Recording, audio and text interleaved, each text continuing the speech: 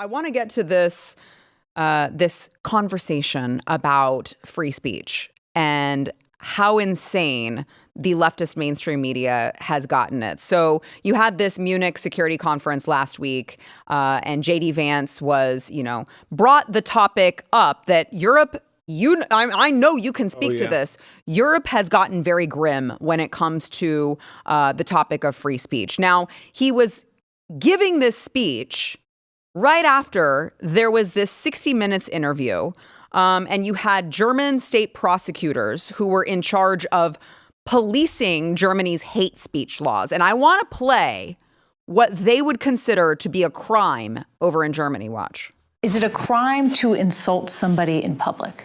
Yes. Yes, it is. And it's a crime to insult them online as well? Yes. The fine could be even higher if you insult someone in the internet. Why? Because in internet, it stays there. If we are talking here face to face, you insult me, I insult you, okay, finish. But if you're in the internet, if I insult you or a politician, that sticks around forever. Yeah. The prosecutors explain German law also prohibits the spread of malicious gossip, violent threats, and fake quotes. If somebody posts something that's not true, and then somebody else reposts it or likes it, are they committing a crime? Yeah, in the case of reposting, it is a crime as well, because the reader can't distinguish whether you just invented this or just reposted it. That's the same for us. The punishment for breaking hate speech laws can include jail time for repeat offenders. Totally freaking insane what is happening in Germany. And so I want to play JD Vance talking to the Conference of European Leaders and Officials and just, talking about the fact that Europe is completely, almost unrecognizable from what previously used to be, our shared values, our shared beliefs. Watch. We gather at this conference, of course, to discuss security. And normally, we mean threats to our external security. I see many great military leaders gathered here today. But while the Trump administration is very concerned with European security and believes that we can come to a reasonable settlement between Russia and Ukraine, and we also believe that it's important in the coming years for Europe to step up in a big way to provide for its own defense, the threat that I worry the most about vis-a-vis Europe is not Russia, it's not China, it's not any other external actor. And what I worry about is the threat from within, the retreat of Europe from some of its most fundamental values.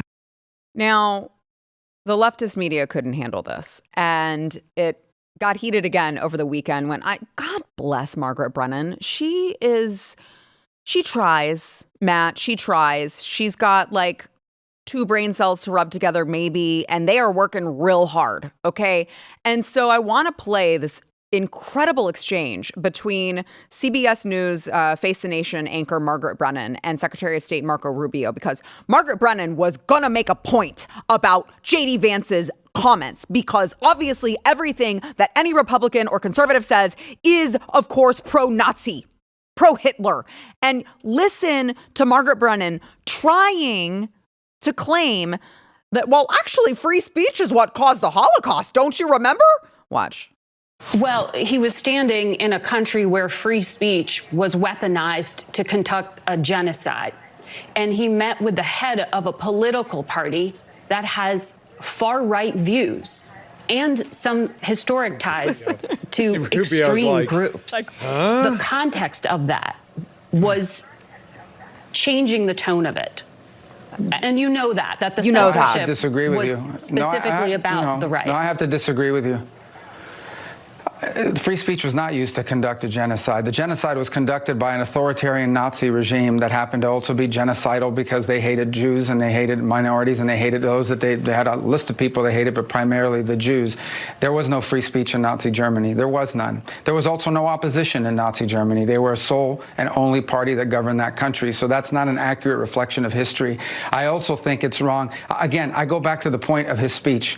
Okay, the point of his speech was basically that there is an erosion in free speech and intolerance for opposing points of view within Europe, and that's of concern because that is eroding. That's not an erosion of your military capabilities. That's not an erosion of your economic standing. That's an erosion of the actual values that bind us together in this transatlantic union that everybody talks about. And I think allies and friends and partners that have worked together now for 80 years should be able to speak frankly to one another in open forums without being offended, insulted, or upset. And I spoke to foreign ministers from multiple countries throughout Europe. Many of them probably didn't like the speech or didn't agree with it, but they were continuing to engage with us on all sorts of issues that unite us. So again, at the end of the day, I think that people give that is a forum in which you're supposed to be inviting people to give speeches, not basically a chorus where everyone is saying the exact same thing. That's not always going to be the case when it's a collection of democracies where leaders have the right and the privilege to speak their minds in forums such as these. Mr. Secretary, I'm told that we are out of time. Oh, we're out of time. We're out of time. Sorry. Gotta go. Gotta go. Of course, everything that she said was completely wrong. Yeah. Because you remember that the Nazis had an actual minister of propaganda. And they censored anything that didn't agree with the Nazi point of view. They burned books. Goebbels controlled the media and the arts. They censored any information that was not Nazi aligned. Obviously, the theater, the radio, the cinema, and you want to talk about book bans. That was the time when they burned the books. I mean, they literally burned the books.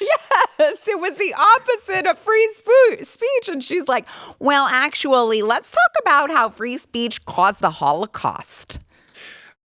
All you've got to do with I'm going to be kind. I'm not going to say any names. Yeah, I am. But okay, you have free speech. Free speech can lead you in multiple different directions, right?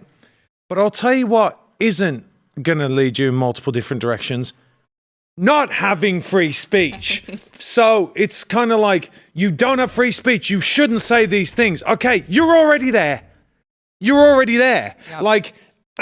Right? The free speech has to give you the option of things going one way or the other. Right. It has to. It's like free will. Yep. Right? You have to have free will to commit evil. The idea is you don't commit evil if you have free will because you choose not to. Mm-hmm. If you do not have the capacity to choose evil, then these people are idiots. But it's what's really concerning. I mean, look, there's the actual laws that are being put in place, which are bad enough. I can tell you this, that on the ground in Europe, people are self-censoring, which is worse. I think it's worse because if people are feeling... Well, they don't want to go to jail. Well, that's right. So you don't actually need the laws. And as we know from what happened under COVID, people were they're very quick to put your next door neighbor in jail, right? Yep. And I think that was a real big wake-up call for a lot of people. But Europe has a massive problem because they will not censor Islamic hate, like as in people, Muslims saying things that they shouldn't say. But they are, when people come out and go, hang on a second, and J.D. Vance, by the way, that was probably the greatest vice president speech in history. Yeah. It was unbelievable. And he spoke about there was an attack in Munich the day before, or even that day, I think it was. And so, but you can't say anything and say, hey, listen, we have a problem here. Boom, you're going to jail, right? But other people, because they don't offend the minorities, they can say whatever they want. So don't think that this is being uniformly applied to all the citizens. It's not. Yeah. And that's a massive, massive problem over there. And look, America really has to understand that this is the last bastion of freedom on the planet. Mm-hmm. It really is. That's not hyperbole. It's just not. Yeah. The First Amendment and the Second Amendment, well, all the other amendments in the Bill of Rights, they're so vital. And the world is actually looking to us right now, like going, please, can you help? Yeah. We're in a really, really bad place. Yeah. Yeah. Oh, you like free speech? Sounds like something a Nazi would say. If you like this clip and you want to see the full episode, click here. And if you want to subscribe to the channel, come on, you know you do. Click here.